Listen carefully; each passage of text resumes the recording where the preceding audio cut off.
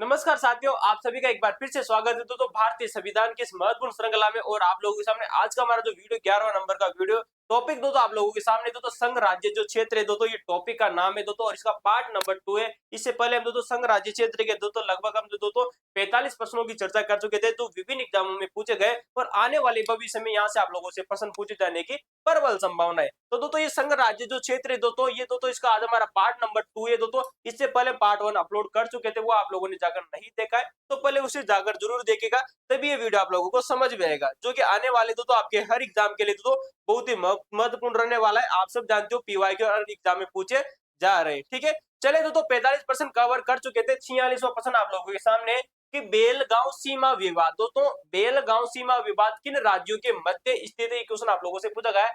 First grade exam में 2024 का बहुत शानदार पॉलिटिकल साइंस का पेपर जो कि सबसे टफ एग्जाम माना जाता है। ठीक है, तो बेलगांव जो सीमा विवाद, इसका सही उत्तर हो जाएगा साहब जी, ये महाराष्ट्र और कर्नाटक के बीच में विवादित क्षेत्र है। और कहा जाता है कि इस बेलगांव सीमा विवाद के ऊपर एक आयोग भी गठित हो चुका है सन 1966 में। कौन सन 1966 में इसके ऊपर महाजन आयोग गठित हुआ था। क्या नाम है महाजन आयोग। ये बात आपको याद रखनी है, महाजन जो आयोग है ये इसके ऊपर गठित हो चुका है आयोग। ठीक है, कब हुआ था साहब जी? सन 1966 में गठित हुआ था। और जो महारचंद है मेहरचंद इनका पूरा नाम आता है मेहरचंद महाजन। क्या नाम है? मेहरचंद महाजन, जो कि सुप्रीम कोर्ट के सुप्रीम कोर्ट के क्या थे साहब? ये जज थे इनके अध्यक्षता में ये आयोग गठित हुआ था बेलगाम सीमा विवाद के ऊपर। लेकिन अभी तक भी ये पूरी तरह से मामला सुलझा हुआ नहीं है। यहाँ से भविष्य में आप लोगों से और क्या क्वेश्चन बन सकता है वो देखिएगा साहब जी। एक क्षेत्र आता है जिसका नाम है कोसवाड़ा। नोट लगाइएगा नोट लगाइएगा। एक तो कोसर गोंडा विवाद। क्या नाम है कोसर गोंडा विवाद। जो कोसर गोंडा का जो विवाद है ये केरल और केरल व कर्नाटक के बीच में विवादित है। किसके बीच में विवादित है? केरल और कर्नाटक के बीच में विवादित है। साथ ये वर्तमान में है केरल में, लेकिन साहब इसे प्राप्त करना चाहता है कौन? कर्नाटक इसे कोसर गोंडा को प्राप्त करना चाहता है। अगला देखिएगा जो कि आप लोगों से इंपोर्टेंट है। एक आता है चंडीगढ़ विवाद जो कि पंजाब हरियाणा के बीच में विवादित है।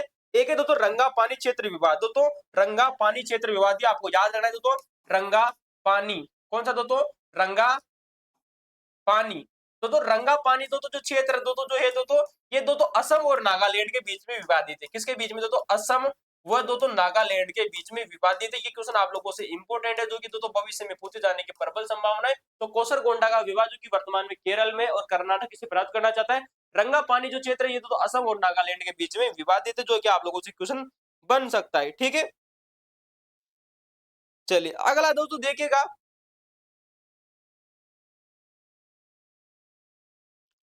इसके लिए बीके सुमंदर बीके सुंदरम आयोग गठित हुआ था। रंगापानी क्षेत्र जो इसके लिए बीके सुंदरम।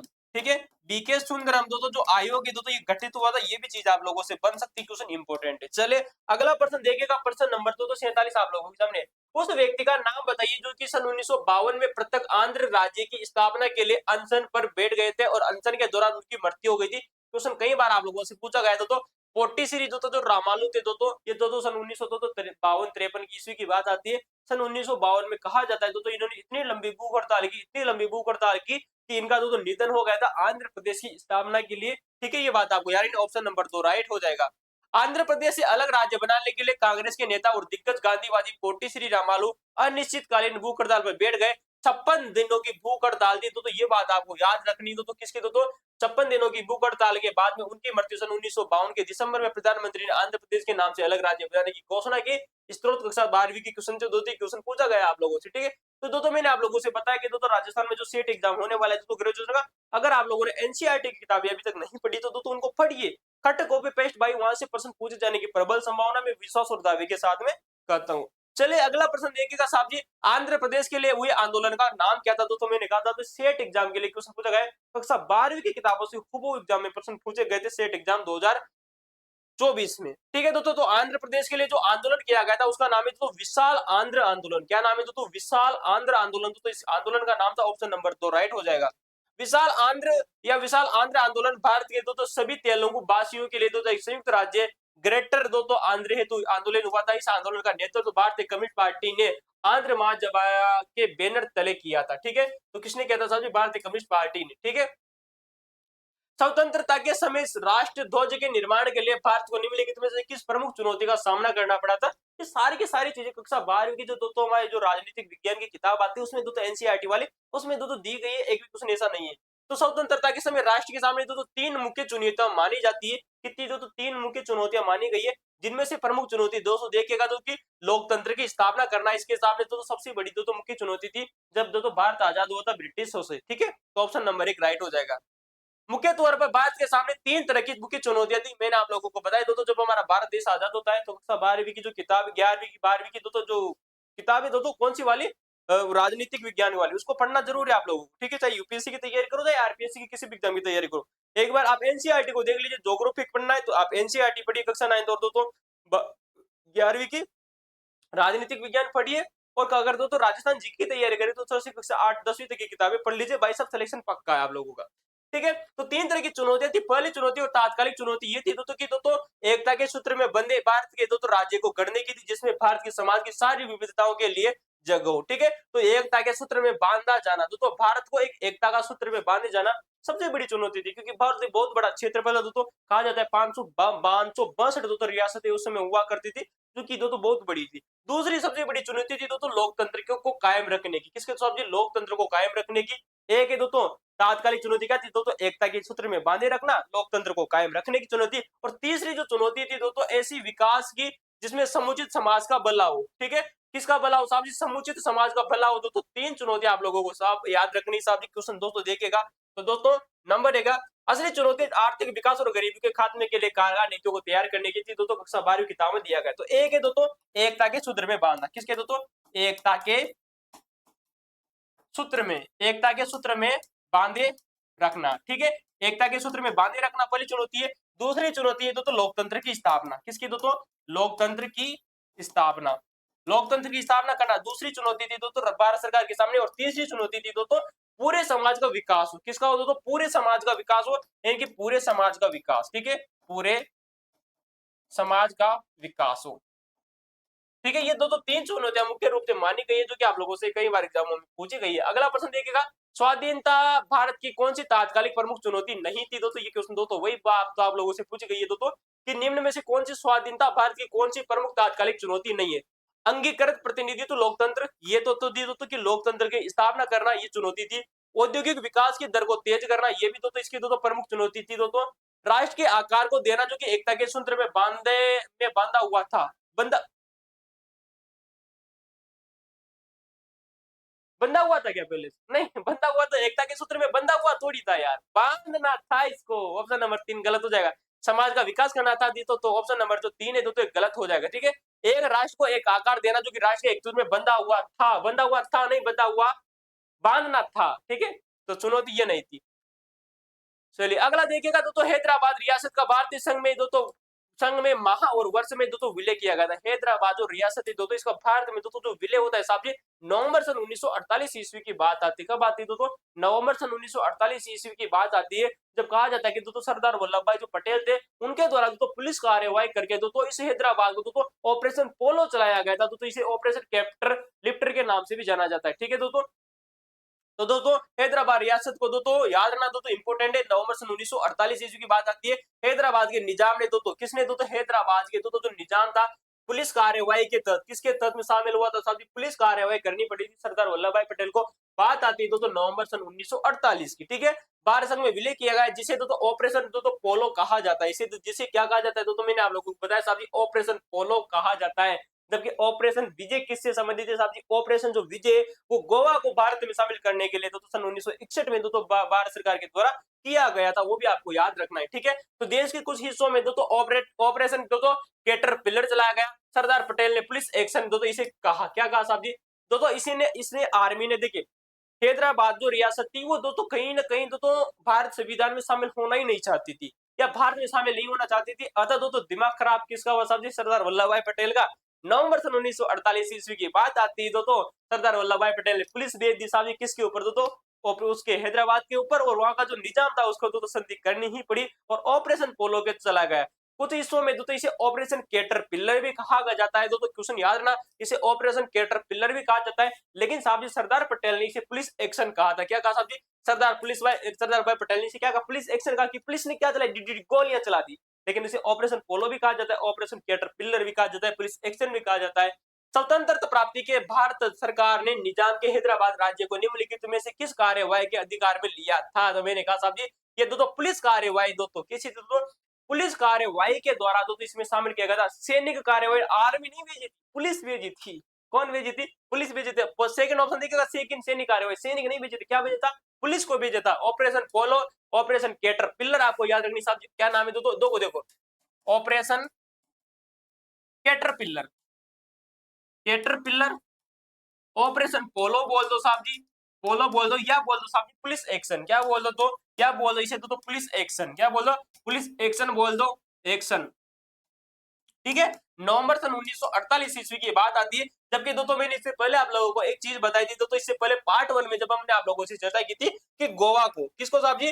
गोवा को ऑपरेशन विजय के तहत दोस्तों शामिल किया गया था। दोस्तों किसके तहत में? ऑपरेशन विजय, ऑपरेशन विजय के तहत दोस्तों इसे शामिल किया गया था। ये बात आपको याद रखनी। कब की बात आती है साहब जी? सन 1961 की बात आती है। ठीक है, ये चीज आप लोगों को बतानी थी। चलिए अगला देखिएगा, सरदार पटेल को किस देशी रियासत के विरुद्ध पुलिस कार्यवाही करनी पड़ी? पुलिस कार्यवाही करनी पड़ी किसको साहब जी? सरदार पटेल को। ऑप्शन देखिए साहब जी, ऑप्शन नंबर 4 हैदराबाद। ठीक है, नवंबर सन 1948 ईस्वी। कब? नवंबर सन 1948 में।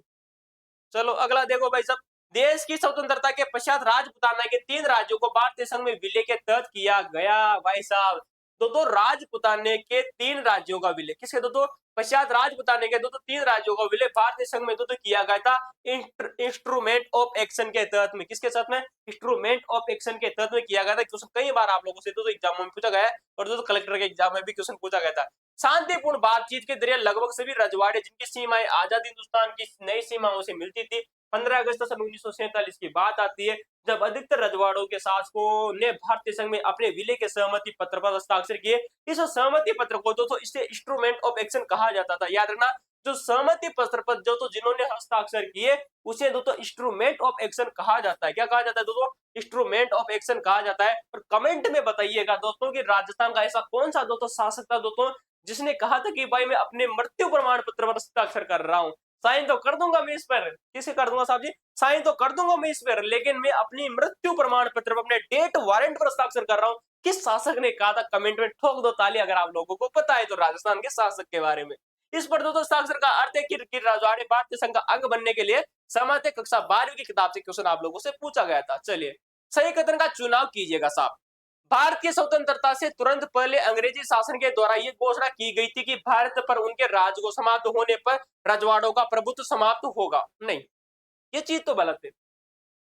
भारत की स्वतंत्रता से तुरंत पहले अंग्रेजों के द्वारा शोषण में घोषणा की गई थी कि जो भी रियासतें तो अगर अलग रहना चाहती है वो तो अलग रह सकती है, जो चाहे तो वो पाकिस्तान में जा सकती है, जो रियासत चाहे वो स्वतंत्र रह सकती है, वो चाहे तो भारत में मिल सकती है, चाहे पाकिस्तान में मिल सकती है, या स्वतंत्र भी रह सकती है, ऐसा कहा गया था। तो रजवाड़ों को तो समाप्त करने की बात नहीं कही गई थी दोस्तों, किसके द्वारा? ब्रिटिशों के द्वारा। तो पहला ऑप्शन गलत हो जाएगा।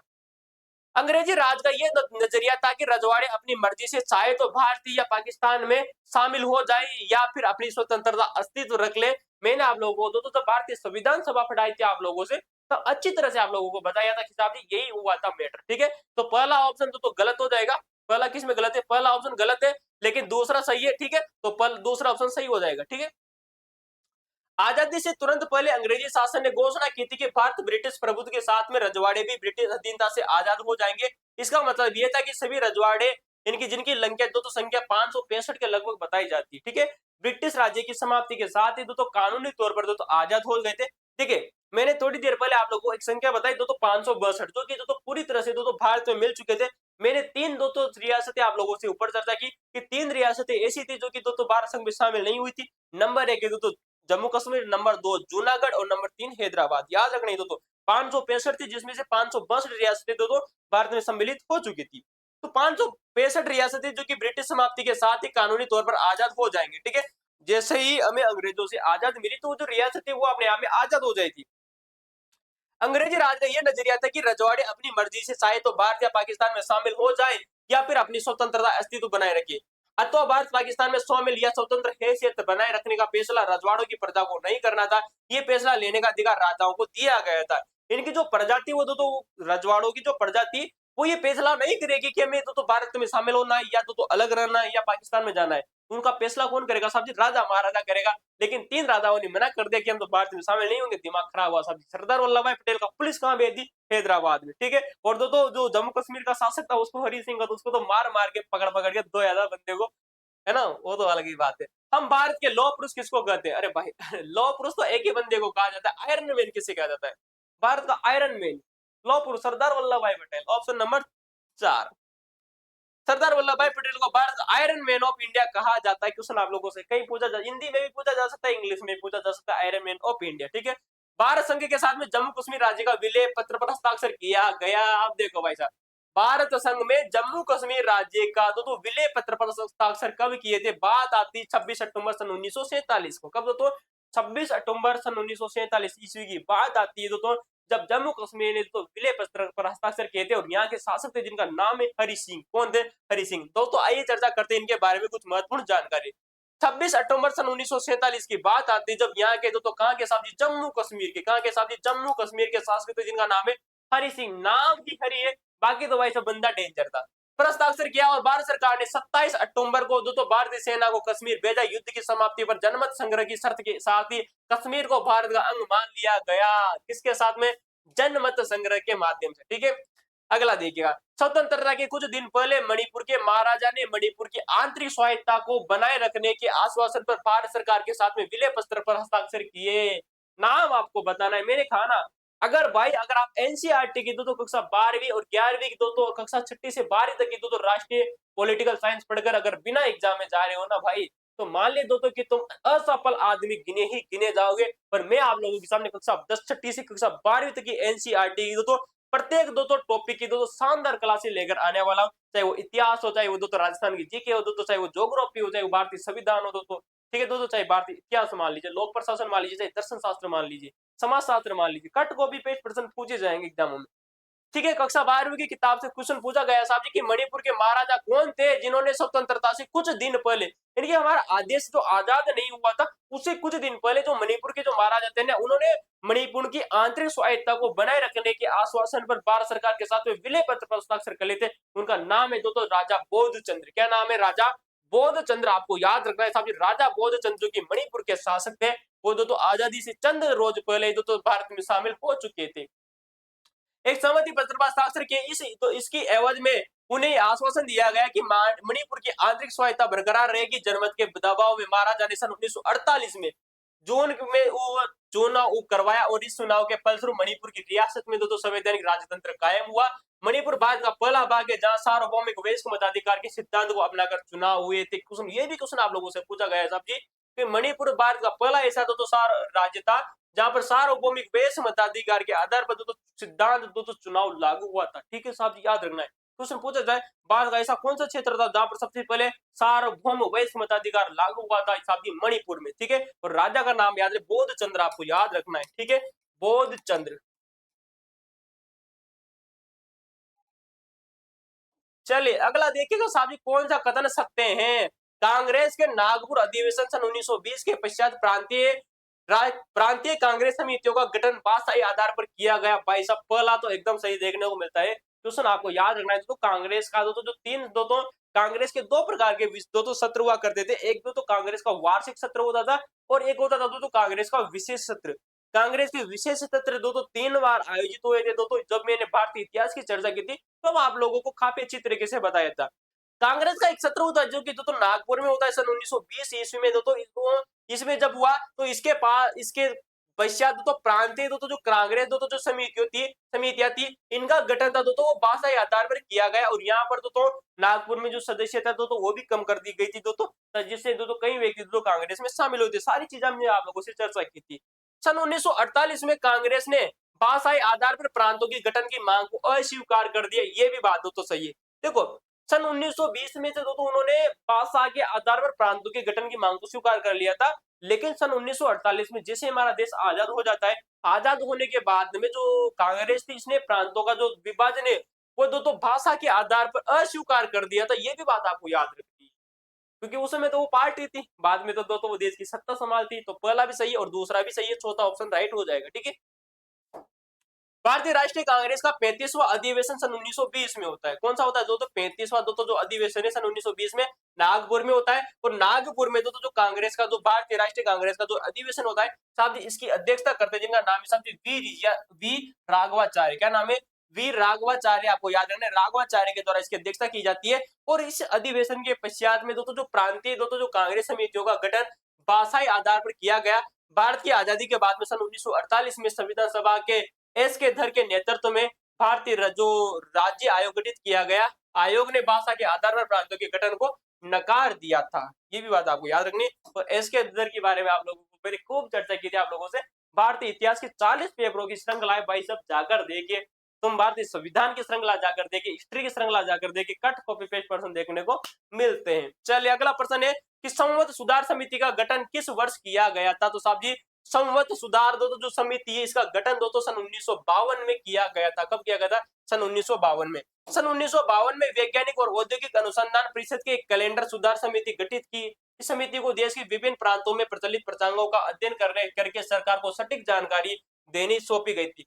पूरे देश में एक समान नागरिक कैलेंडर लागू किया जाए। और प्रोफेसर मेहानाद शाह इस कैलेंडर सुधार समिति के अध्यक्ष चुने गए थे। ये भी बात आपको याद रखनी है कि सन 1952 में जो हमारी दोस्तों वैज्ञानिक औद्योगिक अनुसंधान जो परिषद आती है दोस्तों CSIR दोस्तों, इसका दोस्तों जो अध्यक्ष है दोस्तों उस समय दोस्तों होते दोस्तों प्रोफेसर मेघनाथ शाह। कौन थे दोस्तों? प्रोफेसर मेघनाथ जो शाह थे दोस्तों, मेघनाथ शाह। इनको दोस्तों इस दोस्तों कमेटी का अध्यक्ष चुना गया था दोस्तों। किसको? दोस्तों कैलेंडर सुधार समिति का। ये बात आपको याद रखनी सन 1952 में। अच्छा प्रश्न है, संघ राज्य क्षेत्रों में कितने सदस्य राज्यसभा से चुने जाते हैं? दोस्तों यहाँ पर बात हो रही दोस्तों संघ राज्य क्षेत्रों की, अर्थात जो हमारी यूनियन टेरिटरी आती है। कौन आते हैं? यूनियन टेरिटरी आती है। इनमें कितने सदस्य राज्यसभा से चुने जाते हैं? दोस्तों आज हमने दोस्तों इससे पहले दोस्तों एक दिन तो कल दोस्तों राजस्थान की जो राज व्यवस्था है उसका टॉपिक भी शुरू कर दिया है। राजस्थान की राज व्यवस्था भी हम दोस्तों कट कॉपी पेस्ट आप लोगों को पढ़ाने वाले। पहले थ्योरेटिकल रूप में पढ़ाएंगे, फिर उसके MCQ आप लोगों को करवाएंगे। ठीक है। तो हमने दोस्तों सबसे पहले जो राजस्थान की राज व्यवस्था का जो टॉपिक उठाया था वो यही उठाया था, संसद में, संसद वर्सेज राजस्थान। ठीक है। तो वहां हमने दोस्तों राज्यसभा की काफी अच्छी तरह से चर्चा की। उनमें आप लोगों को बताया था कि राज्यसभा के दोस्तों जो वर्तमान में दोस्तों जो है वो 8 दोस्तों है। कितने दोस्तों? 8 सांसद चुने जाते हैं संघ राज्य क्षेत्रों से। लेकिन जब ये क्वेश्चन पूछा गया था वर्ष 2019 में तभी संख्या 4 थी दोस्तों। ठीक है। अब 4 क्यों थी और 8 कैसे हुई दोस्तों चर्चा करते हैं। परीक्षा के समय पर इसकी संख्या दोस्तों 4 थी क्योंकि दोस्तों दिल्ली से दोस्तों 3 सांसद चुने जाते हैं राज्यसभा से, और पुदुचेरी से दोस्तों, जो कि दोस्तों पहले इसका नाम पांडिचेरी हुआ करता था, इसका दोस्तों जो था दोस्तों पांडिचेरी नाम हुआ करता था। दोस्तों एक व्यक्ति यहाँ से चुना जाता था। लेकिन साहब जी आप जानते हो वर्तमान में दोस्तों जो जम्मू कश्मीर है दोस्तों, इसमें दोस्तों 4 सांसद दोस्तों यहाँ से दोस्तों राज्यसभा में चुने जाते हैं। कितने दोस्तों? 4 सदस्य दोस्तों जम्मू कश्मीर से भी दोस्तों राज्यसभा में चुने जाते हैं। अतः अगर दोस्तों 4 पहले के दोस्तों 4 हो गए, कुल मिलाकर दोस्तों 8 संख्या हो गई। वर्तमान में कितने साहब जी? 8 है। ठीक है। उल्लेखनीय है कि 5 संघीय क्षेत्रों में अंडमान निकोबार द्वीप समूह, लद्दाख में, लक्षद्वीप में, चंडीगढ़ में, दादर नागर हवेली और दमन दीव में राज्यसभा में कोई भी प्रतिनिधित्व प्राप्त नहीं है। सिर्फ आपको दोस्तों क्या याद रखना है, दोस्तों 3 ऐसे केंद्र शासित प्रदेश है दोस्तों, एक है दोस्तों दिल्ली, एक है पुडुचेरी, एक है जम्मू कश्मीर।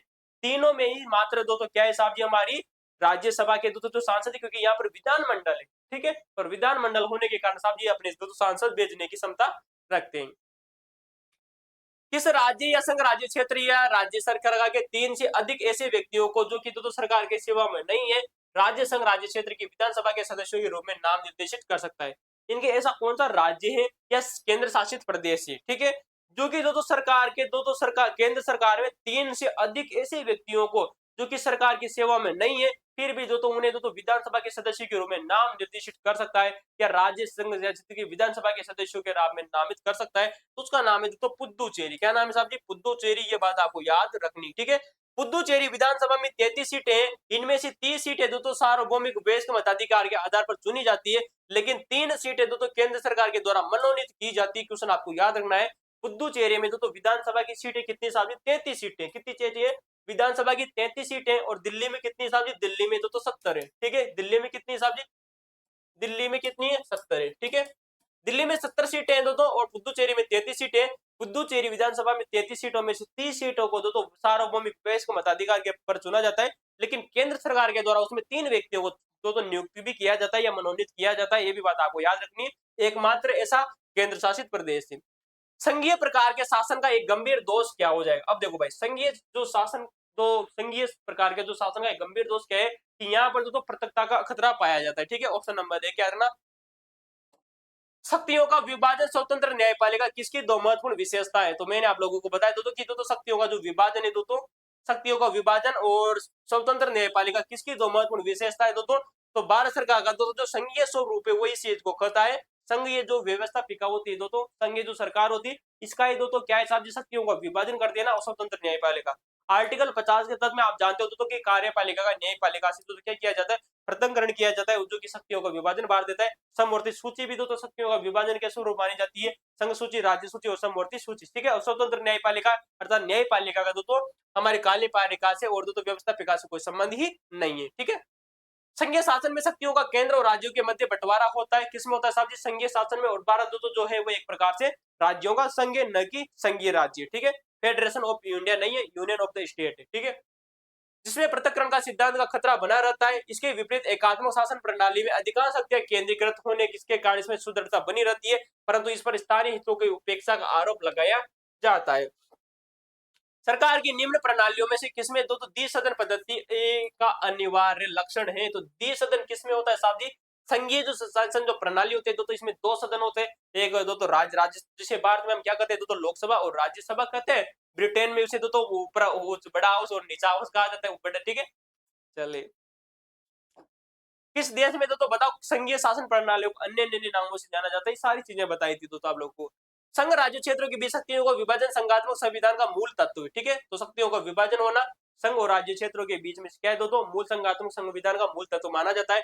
विभाजन प्राय संविधान द्वारा किया जाता है, जो कि देश के संविधान की सर्वोच्च विधि होता है। सरकार की शक्तियों का विभाजन एक लिखित संविधान द्वारा होता है, जिस पर विभिन्न सरकारें एक दूसरे के कार्य में हस्तक्षेप न करे, इसके लिए एक ऐसी संस्था की आवश्यकता है होती है जो कि स्वतंत्र निष्पक्ष होकर केंद्रीय राज्य सरकार को बीच में विवादों की निष्पक्षता से निपटान करे। संघीय प्रणाली में केंद्रीय व्यवस्थापिका दो सदन वाली होती है और यहाँ निम्न सदन जनता के प्रतिनिधि होते हैं, जबकि जो उच्च सदन होता है सब ये प्रांतों का प्रतिनिधित्व होता है। इसलिए संघीय शासन प्रणाली में द्विसदन पद्धति एक अनिवार्य लक्षण मानी जाती है।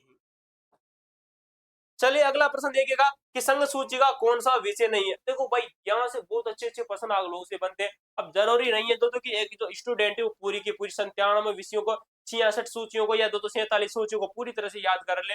इस प्रकार के प्रश्न बनाना तो वाजिब नहीं है दोस्तों, लेकिन मुख्य मुख्य चीजें आप याद रख सकते हो। ठीक है, तो साबित पूछा गया दोस्तों की जो हमारी जो 3 प्रकार की जो सूचियां होती है दोस्तों, संघ सूची, राज्य सूची और समवर्ती सूची। 7वीं अनुसूची में दोस्तों 3 प्रकार की अनुसूचियां दी गई है दोस्तों। देखिएगा 7वीं अनुसूची में, किसमें, 7वीं जो अनुसूची है इसमें अनुसूची में दोस्तों 3 सूचियां दी गई है। एक होती है संघ सूची, एक होती है संघ सूची, एक होती है दोस्तों राज्य सूची और एक होती है दोस्तों जिसका नाम है समवर्ती सूची। कौन सी दोस्तों, समवर्ती सूची। ठीक है, तो ये दोस्तों 7वीं अनुसूची में दी गई है। अगला देखिएगा, संघ सूची का कौन सा विषय इसमें नहीं है?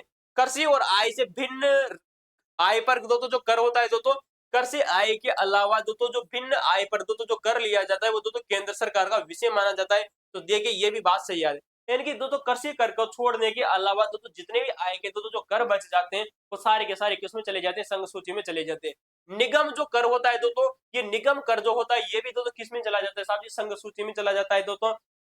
कृषि आय पर कर, ये बात गलत हो जाएगी। देखिए कृषि आय पर दोस्तों जो कर होता है दोस्तों ये दोस्तों संघ सूची का विषय नहीं है, ये बात आपको याद रखना है। ठीक है, कृषि भूमि से भिन्न संपत्ति के उत्तराधिकारी के संबंध में दोस्तों जो शुल्क लिए जाते हैं ये भी दोस्तों किसका विषय साहब जी, संघ सूची का विषय। इनके दोस्तों कृषि आय के अलावा दोस्तों जितने भी कर बच गए दोस्तों कृषि को छोड़कर, कृषि भूमि को छोड़कर, वो सारे के सारे संघ सूची के विषय। ठीक है, तो कृषि भूमि या कृषि आय से भिन्न जो कर होते हैं चाहे वो किसी भी प्रकार का, और निगम जो करे वो भी दोस्तों संघ सूची का विषय। लेकिन कृषि आय पर दोस्तों जो करे दोस्तों ये दोस्तों संघ सूची का विषय नहीं, ऑप्शन नंबर 3 गलत हो जाएगा। ठीक है, एक बार चर्चा कर ले।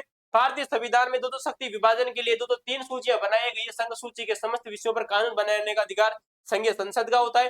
राज्य सूची के विषयों पर कानून बनाने का अधिकार तो राज्य विधानमंडल का होता है, और समवर्ती सूची के विषयों पर दोनों का अधिकार होता है। अवशिष्ट शक्तियां तो केंद्र में निहित होती है। तो देखिएगा समवर्ती जो सूची होती है और समवर्ती सूची तो हमने कहां से ली, तो कनाडा से ली थी, ये भी बात आपको मैंने आप लोगों को बताई थी। ठीक है, अवशिष्ट शक्तियां हमने तो कहां से ली है?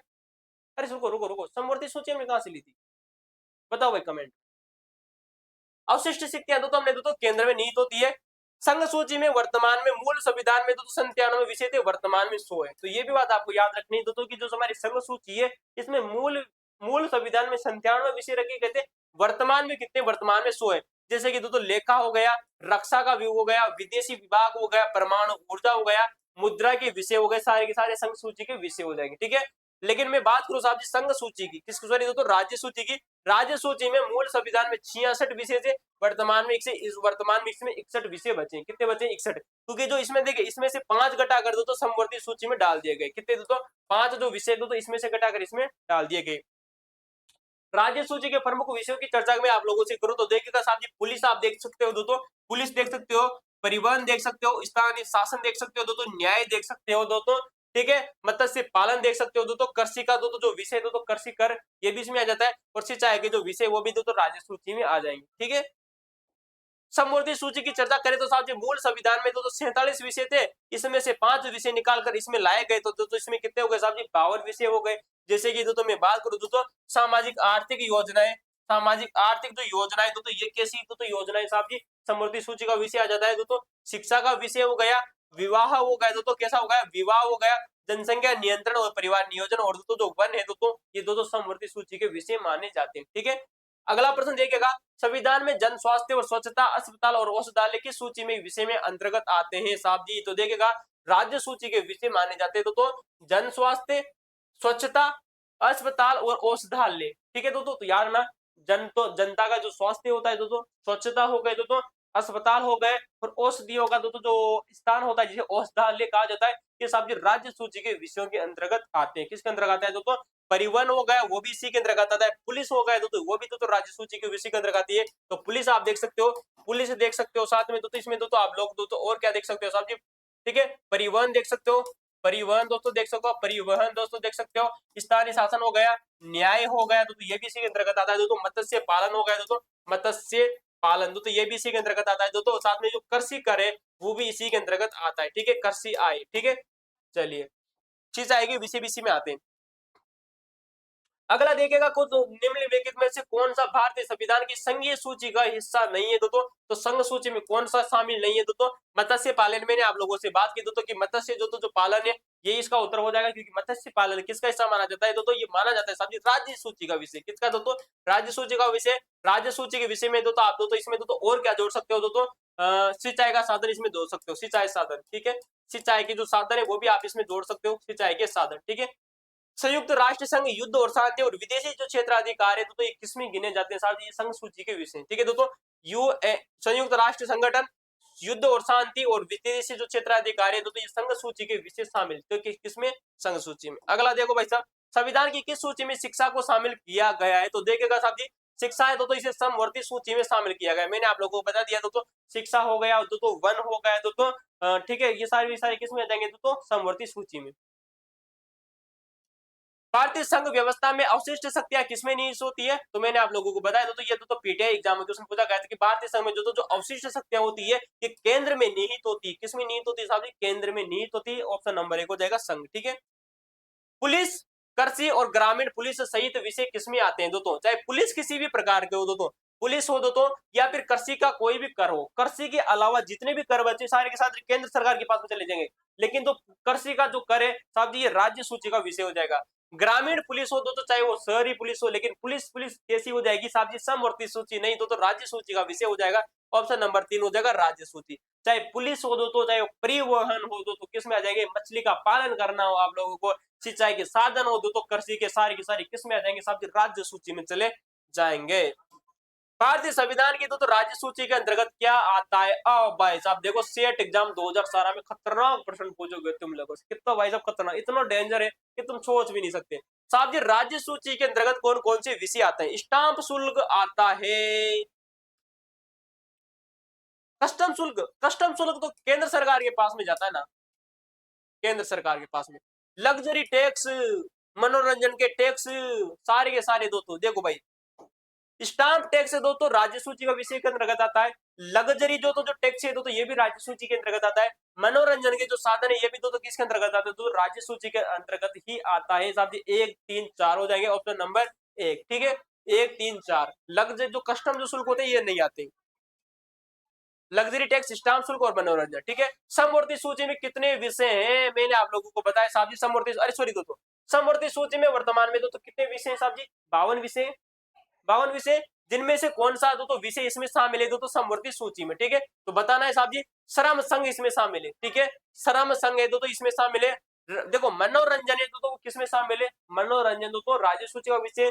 रक्षा किसका है दोस्तों? केंद्र सरकार का है। किसका है? केंद्र सरकार का। तो श्रम जो संघ है ये समवर्ती सूची का विषय। आरएस तो आईएएस एग्जाम में पूछा गया सर 1993 में कलेक्टर के एग्जाम में। ठीक है, संविधान की राज्य सूची का कौन सा विषय नहीं है? ओ भाई साहब, राज्य सूची का कौन सा विषय नहीं है?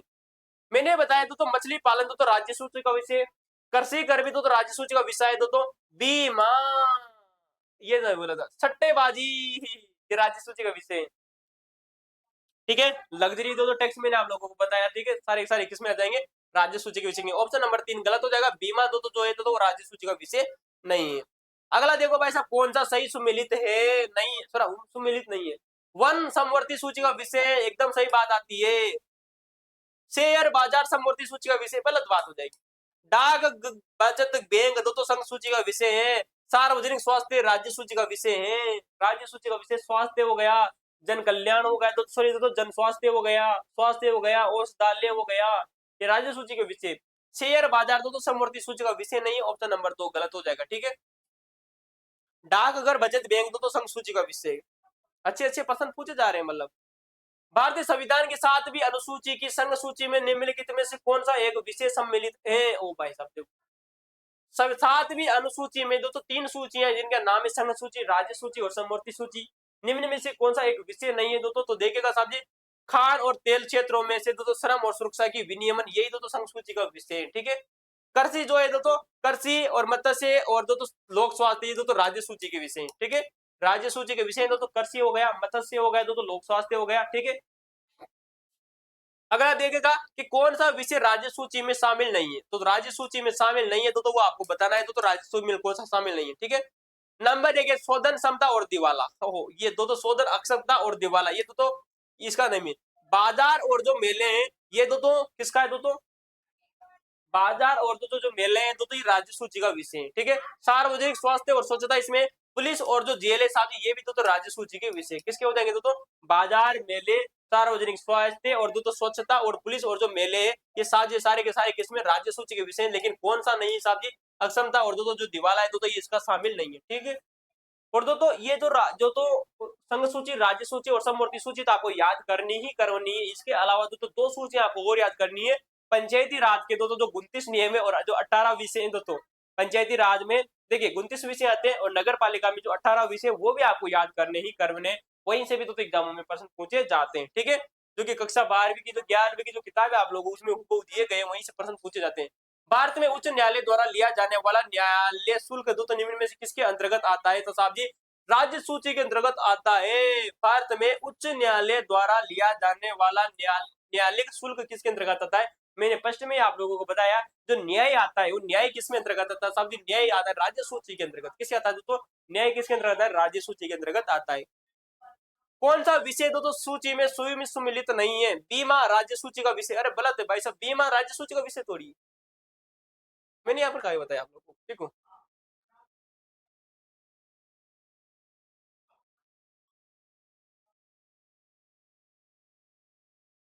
बीमा राज्य सूची का विषय नहीं है। बीमा तो केंद्र सरकार का विषय। ठीक है, केंद्र का ही है, तो समवर्ती का है। अगला देखो भाई, देखो तो बीमा है तो ये राज्य सूची का विषय नहीं है। ये बात आपको याद रखनी है। तो सही सुमिलित नहीं है। निदान निधि तो निखात निधि, कौन सी तो निखात निधि तो राज्य सूची का विषय। अफीम की खेती करना, उसका विनियमन करना, वो निर्यात के लिए तो बिक्री करना, संघ सूची का विषय। भाई सब किसका विषय साहब जी? संघ सूची का विषय। पशुओं की प्रति क्रूरता का विनियमन समवर्ती सूची का विषय किसका है? दोस्तों पशुओं की प्रति क्रूरता का जो निवारण है दोस्तों, ये तो समवर्ती सूची का विषय। अफीम की खेती करनी केंद्र सरकार के पास ले जाना। भारत के संविधान के अनुसार कौन सा विषय राज्य सूची में संबंध नहीं है? राज्य सूची में सार्वजनिक स्वास्थ्य आता है, व्यापार और वाणिज्य आता है, एवरेज और बंदरगाह तो राज्य सूची का विषय है क्या? नहीं नहीं नहीं नहीं, एवरेज और बंदरगाह राज्य सूची का विषय थोड़ी है। तो और शराब राज्य सूची का विषय भाई साहब। शराब, स्वास्थ्य और वाणिज्य, व्यापार राज्य सूची के विषय। सार्वजनिक स्वास्थ्य, व्यापार, वाणिज्य और जो शराब है दोस्तों, ये दोस्तों राज्य सूची के विषय। दोस्तों मैं आज आपको एक पीडीएफ दोस्तों उपलब्ध करा दूंगा कि दोस्तों कौन कौन से राज्य सूची के विषय और कौन कौन से समवर्ती सूची के विषय और कौन कौन से दोस्तों केंद्र सरकार की सूची के विषय दोस्तों मैं कमेंट में दोस्तों आप लोगों को बोल कर दूंगा, ठीक है। एवरेज और बंदरगाह दोस्तों संघ सूची के विषय, ठीक है। एवरेज और दोस्तों जो बंदरगाह संघ सूची के विषय। संसद सूची के विषय निम्न में किस अनुच्छेद के तहत कानून बना सकती है? संसद जो होती है दोस्तों ये राज्य सूची के विषय पर दोस्तों किस प्रकार से राज्य सूची के विषय पर किस अनुच्छेद के तहत में कानून बना सकती है? तो आर्टिकल 249 के तहत में कानून बना सकती है, आर्टिकल 249, ठीक है। यदि राज्यसभा अनुच्छेद 249 के तहत विशेष बहुमत से प्राप्त प्रस्ताव पारित कर दे तो राज्यसभा अनुच्छेद 249 के तहत अगर विशेष बहुमत से प्रस्ताव पारित कर दे तो राज्य सूची का दिया गया अमुक विषय राष्ट्रीय महत्व का हो गया है तो संसद उस पर तो कानून बना सकती है और एक बार में 1 वर्ष तक प्रभावी रहता है। आर्टिकल 253 क्या कहता है दोस्तों, इसको गौर कीजिएगा कि अंतरराष्ट्रीय करारों को प्रभावी बनाने के लिए राज्य सूची के किसी भी विषय पर संसद कानून बना सकती है, ठीक है। तो निम्नलिखित में किस मामले में दोस्तों संसद राज्य सूची पर कानून बनाने की शक्ति नहीं है? तो दोस्तों देखिएगा सार्वजनिक हित में यदि राज्यसभा द्वारा ऐसा घोषित किया गया हो तो ये भी दोस्तों बात सही आती है। यदि किस मामले में संसद को राज्य सूची पर कानून बनाने की शक्ति नहीं है, ऑप्शन नंबर 1 सार्वजनिक हित में यदि राज्यसभा द्वारा ऐसा घोषित किया गया हो, ठीक है, 2 राज्यों की सहमति होने पर। तो भाई 82 इस प्रसंग में मैं अभी फिलहाल के लिए छोड़ता हूं दोस्तों, ठीक है। अगला प्रश्न देखते हैं दोस्तों यहाँ पर भारत के संविधान के उपबंधों के अनुसार उच्चतम न्यायालय को संघ सूची के विषय में से किसी के संबंध में ऐसी अतिरिक्त अधिकारियां दोस्तों शक्तियां होगी जो संसद विधि द्वारा दोस्तों से प्रदान करे, ठीक है। कौन सा कथन है दोस्तों कि यदि भारतीय संविधान वास्तव में ऐसी शासन प्रणाली की स्थापना करता है जो कि दोस्तों अधिक से अधिक अर्धसंघीय प्रकृति में लगभग दोस्तों क्रांतिकारी है, सहायक एकात्मक लक्षणों सहित दोस्तों एकात्मक राज्य है, न कि एकात्मक लक्षणों सहित संघात्मक राज्य। ये किसने कहा था दोस्तों? ऐसा कहा जाता है दोस्तों केसी वियर के द्वारा। किसके द्वारा कहा जाता है? केसी वियर के द्वारा कहा गया कथन आपको याद रखना है, ठीक है। अगला है दोस्तों कि कौन सी क्षेत्रीय परिषद का दोस्तों सदस्य नहीं है? तो प्रधानमंत्री क्षेत्रीय जो परिषद होती है इसका दोस्तों सदस्य होता है, अध्यक्ष होता है। अच्छा सदस्य नहीं है, देखो प्रधानमंत्री जो होता है तो क्षेत्रीय परिषद को तो अध्यक्ष होता है क्या? सदस्य नहीं होता है ना, तो प्रधानमंत्री नहीं होता है। समस्त राज्यों के मुख्यमंत्री इसमें होते हैं, क्षेत्र के समस्त केंद्र शासित प्रदेशों के प्रशासक इसमें होते हैं, केंद्रीय सरकार के तो गृह मंत्री भी इसमें तो सदस्य होते हैं किसमें? क्षेत्रीय परिषद में। लेकिन प्रधानमंत्री का इसका कोई मेल नहीं है, ठीक है। फिर केंद्र और प्रांतों के सामंजस्य तथा सौहार्दपूर्ण संबंध बनाने और उनके आपसी विवादों को सुलझाने के लिए सन 1956 ईस्वी में राज्य पुनर्गठन अधिनियम के द्वारा क्षेत्रीय परिषदों की स्थापना की का प्रावधान किया गया। मूल रूप से अधिनियम 5 परिषदों का प्रावधान करता है। कितने के करता है? 5 परिषदों की स्थापना करता है। देखिएगा साथी उत्तर क्षेत्रीय परिषद दोस्तों जिसका जो मुख्यालय है दोस्तों ये कहाँ पर स्थित है, उसकी चर्चा करेंगे भाई आप अलग से, ठीक है। एक है दोस्तों दक्षिणी क्षेत्रीय परिषद, केंद्रीय क्षेत्रीय परिषद और दोस्तों पूर्वी क्षेत्रीय परिषद, पश्चिमी क्षेत्रीय परिषद। दोस्तों पूर्वोत्तर क्षेत्रीय जो परिषद है, पूर्वोत्तर राज्य दोस्तों असम, मणिपुर, मेघालय, नागालैंड, त्रिपुरा, अरुणाचल प्रदेश और मिजोरम को क्षेत्रीय परिषद में शामिल नहीं किया गया है, ठीक है। उनकी विशेष समस्याओं को पूर्वोत्तर परिषद अधिनियम सन 1972 के तहत गठित किया गया है दोस्तों, जिसे पूर्वोत्तर परिषद के नाम से जाना जाता है। वर्ष 2002 के तहत सिक्किम को भी पूर्वोत्तर परिषद में शामिल किया गया दोस्तों। कब किया गया दोस्तों?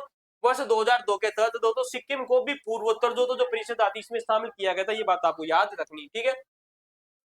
संगठनात्मक ढांचा की बात करें तो प्रत्येक क्षेत्रीय परिषद का अध्यक्ष केंद्रीय गृह मंत्री होता है। प्रत्येक दोस्तों जो क्षेत्रीय दोस्तों जो परिषदें होती है इसका जो अध्यक्ष होता है साथ ही केंद्रीय गृह मंत्री होता है। उपाध्यक्ष की बात करें तो प्रत्येक क्षेत्रीय परिषद में शामिल किए गए राज्यों के मुख्यमंत्री इसमें तो उपाध्यक्ष होते हैं।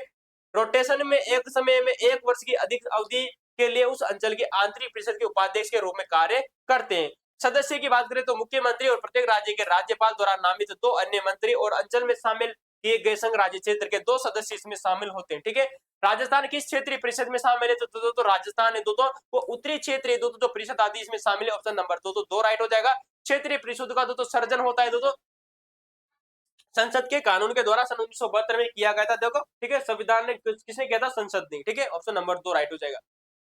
कौन सा एक राज्य मध्य क्षेत्र परिषद का दोस्तों सदस्य है? तो कौन सा एक राज्य मध्य क्षेत्र दोस्तों परिषद का सदस्य है? ऑप्शन नंबर 2, ठीक है, बिहार। क्योंकि मध्य क्षेत्र परिषद की दोस्तों जो क्या था तो जिसका मुख्यालय वो कहाँ है? इलाहाबाद में। इलाहाबाद भी इस वजह से उत्तर प्रदेश का सदस्य हो जाएगा, ठीक है। उत्तरी क्षेत्रीय परिषद का जो मुख्यालय साहब नई दिल्ली में स्थित है। मध्य क्षेत्रीय परिषद का मुख्यालय दोस्तों इलाहाबाद में स्थित है। पूर्वी क्षेत्रीय परिषद का मुख्यालय कोलकाता में, पश्चिमी क्षेत्रीय परिषद का मुख्यालय बंबई में और दक्षिणी क्षेत्रीय परिषद का मुख्यालय कहाँ है साहब जी? चेन्नई में, ठीक है। अंतर्राष्ट्रीय संबंधों की किसके साथ जी, अंतर्राष्ट्रीय संबंधों को भारत के किसी भाग अथवा संपूर्ण भाग में लागू करने के लिए संसद कोई भी कानून बना सकती है बिना किसी राज्य की सहमति से। ठीक है, तो अंतर्राष्ट्रीय अगर संधियों है तो उनसे संबंधित अगर कोई कानून लागू करना है तो किसी से भी पूछने की जरूरत नहीं है, अरे बिना किसी की सहमति से संसद कानून बना सकती है। ठीक है दोस्तों, तो ये थे दोस्तों लगभग आज के दोस्तों हमारे जितने भी प्रश्न थे दोस्तों 90% हमने आप लोगों से कर लिए। इसके बाद में हम दोस्तों चर्चा करेंगे दोस्तों किसके बारे में, साहब जी उद्देशिका के बारे में, या फिर दोस्तों हम दोस्तों हमारी प्रेमबल की दोस्तों जो बारे के दोस्तों प्रस्तावना उसके बारे में चर्चा करेंगे, पीवाई की चर्चा करेंगे। हमारा वो वाला वीडियो जरूर देखिए। अगर आपको वीडियो पसंद आया है तो वीडियो को लाइक कर सकते हो, शेयर कर सकते हो और सब्सक्राइब कर लीजिए। थैंक यू दोस्तों, धन्यवाद।